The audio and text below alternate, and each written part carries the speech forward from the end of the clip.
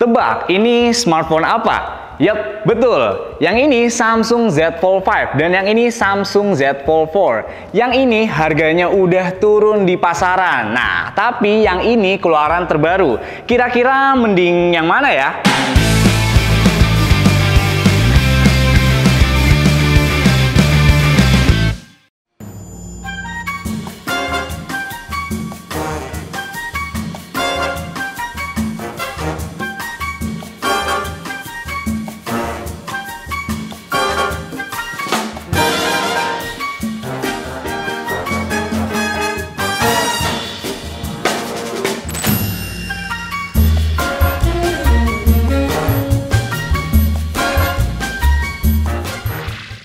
Oke, jadi Samsung baru aja ngerilis smartphone lipat terbarunya, yaitu Samsung Galaxy Z Fold 5 di event Galaxy Unpackaged pada akhir bulan Juli kemarin.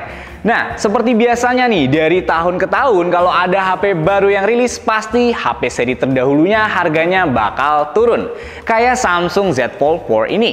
Makanya kali ini gue mau ngebahas soal kedua smartphone lipat ini nih, biar kalian bisa tahu kira-kira mending beli Z Fold 5 atau Z Fold 4. Ngomongin soal desain dan bodinya, sebagai seri flagship foldable phone dari Samsung, Z Fold 4 dan Z Fold 5 ini bener-bener ngasih kesan premium dan kokoh sih, walaupun kelihatannya nggak ada perbedaan ya yang signifikan dari dua HP ini. Tapi dari segi material, kalau Z Fold 4 ini pakai Gorilla Glass Victus Plus di kaca depan dan di bodi belakangnya. Dan juga frame bahan aluminium. Buat Z Fold 5 ini pakai Gorilla Victus 2 nih. Dua-duanya juga udah tahan air karena dibekali dengan IPX8 rating. Oke, terus soal kualitas layarnya udah nggak perlu diraguin lagi karena keduanya udah pakai layar Dynamic AMOLED 2X 120Hz 7,6 inch dengan resolusi ini 1812 dikali 2176 mm. Bedanya untuk screen to body rasionya juga lebih lebar dan tingkat keterangannya lebih tinggi nih. Dari yang sebelumnya hanya 1200 nits jadi 1700 nits. Dan buat engselnya kedua HP ini sama-sama kokoh guys. Di sini kita coba lipat setengah HP ini dan bisa dilihat ya guys kalau engselnya nggak turun tapi dia ketahan di tempatnya. Cuma sayangnya nih Z Fold 4 ini bisa dibilang lebih tebal dan berat nih dibanding Z Fold 5 nih. Jadi kurang nyaman kalau digenggam dalam waktu yang lama atau dikantongin. Engsel dari Z Fold 4 ini kalau dilihat juga masih ada celah di tengah yang menurut gue pribadi cukup mengganggu sih. Nah, faktor desain ini bisa jadi salah satu pertimbangan sih buat kalian karena di Samsung Z Fold 5 sendiri punya bobot yang lebih ringan dengan dimensi yang lebih tipis guys. Dan juga nih untuk engsel dari Z Fold 5 ini udah kelihatan rata kalau kita lipat sehingga nggak ada celah lagi nih di tengahnya. Dari segi spesifikasi dan performa udah jelas ya, pasti banyak upgrade ya di Z Fold 5 dari Z Fold 4. Mulai dari chipset di Z Fold 5 udah pakai Snapdragon 8 Plus Gen 2 for Galaxy nih, yang berarti ini adalah chipset Snapdragon yang dibuat khusus untuk HP Samsung dengan kelebihan performa, AI dan power efisiensi yang jauh lebih baik. Tapi jangan salah nih guys, chipset yang dipakai Z Fold 4 ini juga bagus banget nih guys.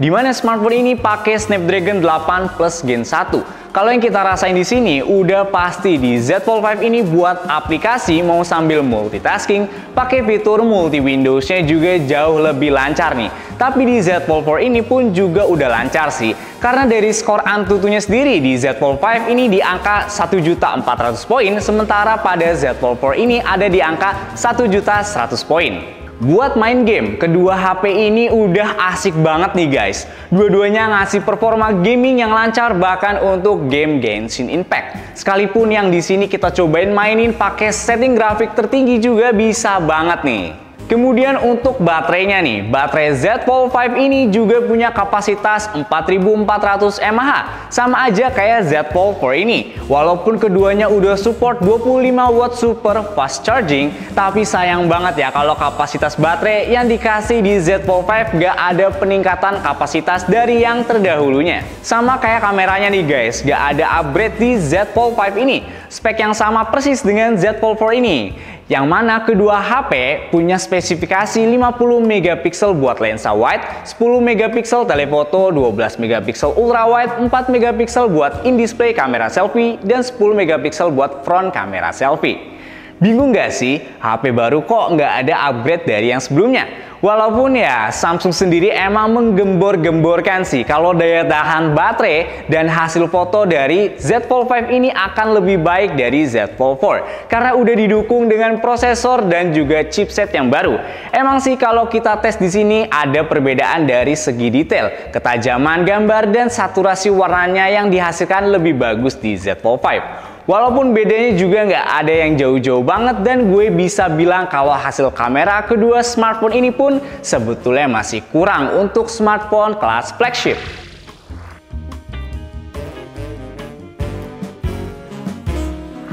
Oke guys, jadi ini dia perekaman dari kamera depan Samsung Galaxy Z Fold 4 untuk di bagian cover depan kamera depannya nih. Nah, untuk cover kamera depannya ini, di bagian covernya itu bisa ngerekam video up to Ultra HD 60 fps.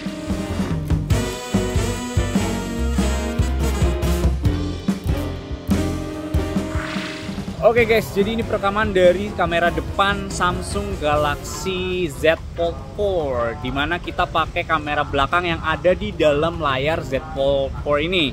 Untuk perekamannya sendiri ini bagus juga, stabil untuk kamera depannya, tapi cuma bisa ngerekam Full HD 60 fps. Oke, kita lanjut aja kali ya, kita lihat di Samsung Galaxy Z Fold 5 gimana hasilnya.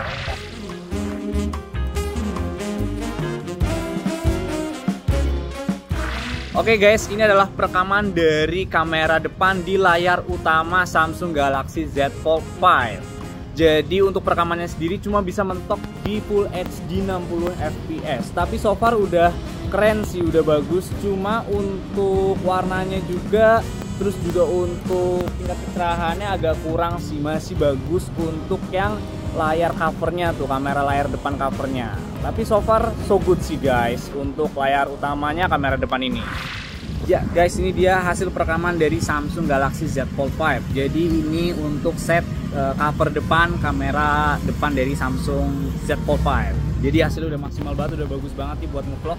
Dan juga untuk resolusi perekamannya dia udah bisa Ultra HD 60 fps. Tapi so far so good sih.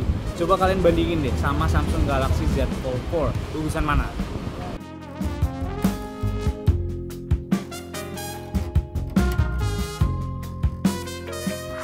Nah, buat harganya nih, kalau buat Z Fold 5 sendiri nih, dibanderol dengan harga mulai dari 24.999.000 untuk varian terendahnya nih, di 256 GB RAM 12 GB, sampai 29.999.000 rupiah nih, buat yang varian tertingginya di 512 GB dan RAM 12 GB.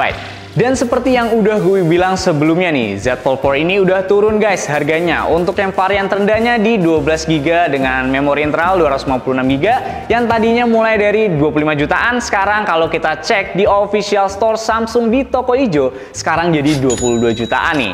Dan untuk varian tertingginya di RAM 12 GB dengan memori 1 TB di harga Rp29.999.000, jadi turun harga di Rp26.999.000. Selain itu, kalau kalian mau cari Z Fold 4 ini, kalian juga bisa cari nih yang kondisinya second hand. Sekarang udah banyak banget kok kalau kalian cari di e-commerce. Tapi perlu diperhatikan nih, kalau kalian mau nyari yang second, kalian harus teliti lagi ya guys.